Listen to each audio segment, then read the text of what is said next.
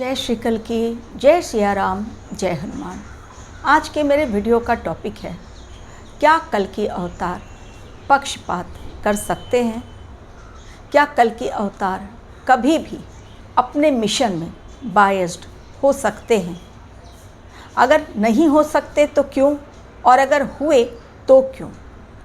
श्री कृष्ण की चालाकी के कारण आज भी लोग कहते हैं पांडवों की जीत हुई। अगर वो चालाकी युद्ध में अपनी नहीं दिखलाते तो पांडवों की हार तय थी। लेकिन पांडवों को जिताने के पीछे उनका उद्देश्य दुनिया वालों को ये देना था कि जो भी धर्म के रास्ते पर चलेगा भगवान भी उनके साथ रहते हैं। लेकिन कतई वो बायस्ड नहीं थे।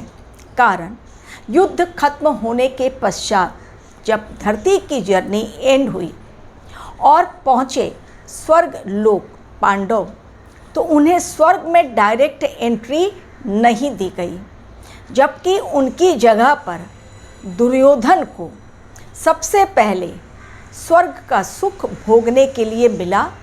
बाद में उन्हें नरक की यातना झेलनी पड़ी। और जब संदेह प्रकट करते हुए श्री कृष्ण से ये पूछा गया कि दुर्योधन ने बहुत गलत कार्य किए, फिर भी मृत्यु के पश्चात कैसे उसे स्वर्ग की प्राप्ति पांडवों की तुलना में पहले हुई, जबकि पांडवों को पहले नरक भेजा गया और बाद में स्वर्ग? तो श्री कृष्ण ने कहा कि दुर्योधन के कुछ कर्म ऐसे हैं जिनके कारण उसे सबसे पहले स्वर्ग का सुख भोगने का अधिकारी बनाया गया। यानी श्री कृष्ण भी, जिसे लोग कहते हैं कि उन्होंने अपनी कूटनीति के द्वारा, अपनी डिप्लोमेसी के द्वारा पांडवों को जीत दिलाई, अन्यथा पांडवों का जीतना बहुत मुश्किल था। क्या कल के अवतार भी बायस्ड होंगे अपनी जर्नी में या अपने मिशन में? कलयुग में आए हुए सबसे बड़े खिलाड़ी आज यदि कोई है, गेम चेंजर जिसे हम कह सकते हैं, तो वो हैं भगवान कल्कि, क्योंकि उनके ही अंडर में आज सारे कार्य आगे बढ़ रहे हैं। वो अपनी कल्कि सेना के साथ, जिन्हें लोग देख नहीं पा रहे हैं, अपना कार्य करते जा रहे हैं। सुप्रीम कोर्ट ने थोड़ा सा अपना फेवरिज्म दिखलाया केजरीवाल के लिए, और हर किसी ने उस फैसले पर उंगली उठाई जिसके तहत जमानत दी गई केजरीवाल को, ताकि वो चुनाव में 22 दिनों के लिए प्रचार कर सकें। इसी पर उंगली उठाई गई, क्या चुनाव में प्रचार करना इतना आवश्यक है? और अगर एक को दी जा सकती है जमानत, तो बाकी लोग, बाकी मंत्री, बाकी नेता जो अंदर हैं, उनको क्यों नहीं जमानत मिल सकती है? आगे के समय में बहुत ज़्यादा इसी फैसले पर लोग अपनी शंका प्रकट करते रहेंगे।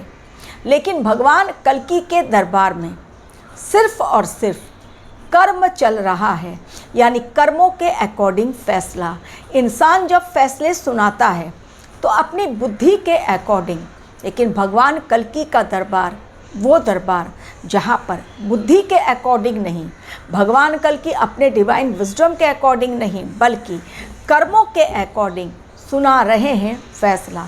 तो भले ही आज इस संसार की अदालत से इंसान बच जाए अपने बुरे कर्मों से, लेकिन भगवान कल्कि के दरबार में, उनकी अदालत में कोई नहीं बच सकता अपने एक भी बुरे कर्म के फैसले से। यानी उसका एक भी यदि बुरा कर्म है तो उसे उसकी सज़ा मिलेगी। लेकिन अगर उसने कुछ अच्छा भी किया है, बुरे से बुरा इंसान भी कुछ ना कुछ अच्छा अपने जीवन में अवश्य करता है, तो डेफिनेटली उसके लिए भी उसे रिवॉर्ड दिया जाएगा। यानी अपने भक्तों को बचाने के लिए कल्कि अवतार हो सकता है कभी बायस्ड भी हो जाएं, क्योंकि वो भक्त ऐसे भक्त होंगे जिन्होंने अपने जीवन में हमेशा ही धर्म के रास्ते का चुनाव किया, लेकिन अनजाने ही उनसे कुछ गलतियां भी हुई। तो वो जो कुछ गलतियां हुई उनके लिए उन्हें ये नहीं कि डिज़ास्टर में झोंक दिया जाए, नहीं, उसकी सज़ा अलग लेवल पर दी जाएगी। लेकिन जो भक्तगण हैं, जो प्योर सोल्स हैं, जो इनोसेंट हैं, जो धर्म के रास्ते पर चले हैं, उन्हें बचाने के लिए भगवान कल्कि सबसे पहले अपना हाथ बढ़ाएंगे। लेकिन हर मामले में या किसी पर्टिकुलर एक पर्सन के लिए वो बायस्ड होंगे, पक्षपात अपना दिखलाएंगे, ऐसा बिल्कुल नहीं है। यानी जो धर्म के रास्ते पर चल रहा है बिल्कुल उसे बचा लिया जाएगा, लेकिन जो अधर्म के रास्ते पर है उसे तो सज़ा मिलनी ही है। यहाँ ना सही, यहाँ की अदालत अपनी बुद्धि के अकॉर्डिंग अपने फैसले ले रही है, लेकिन भगवान की अदालत एक ऐसी अदालत जहाँ पर जज बैठे हैं। जब भगवान कल्कि शनिदेव हैं उनके साथ, तो किसी का भी कर्म ऐसा नहीं हो सकता कि वो पूरी तरह से इस कलयुग में बिना कल्कि अवतार की सज़ा के बच जाए, क्योंकि ये कलयुग है और कलयुग में हर इंसान किसी न किसी रूप में उसने छोटे या बड़े पाप तो किए ही हैं। तो भगवान कल्कि क्या किसी भी मैटर में, जो मैंने कहा, बायस्ड हो सकते हैं?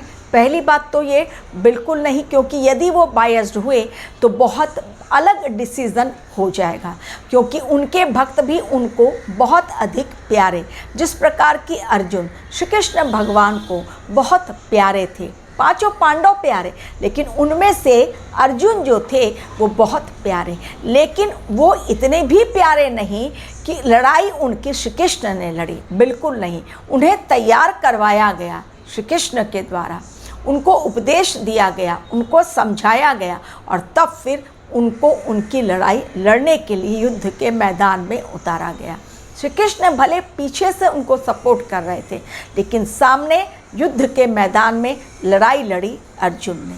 तो जब अर्जुन प्रिय हो सकते हैं श्री कृष्ण को, कलयुग में भी कुछ ऐसे भक्त हो सकते हैं जो भगवान कल्कि को प्रिय हों, लेकिन उनके लिए वो उनके पक्ष में फैसले लेते हुए भी इस बात का ध्यान रखेंगे कि जिसके लिए उसके पक्ष में वो फैसले ले रहे हैं उस इंसान के कर्म कैसे हैं। लेकिन बायस्ड उनको बुलाना ये बिल्कुल सही नहीं होगा। अगर वो किसी के फेवर में कोई काम कर रहे हैं तो उसी कर्म के अकॉर्डिंग यदि कोई बुरा इंसान भी होगा तो उसको भी उस अच्छे कर्म के लिए डेफिनेटली रिवॉर्ड मिलेगा। Thank you very much for watching my video.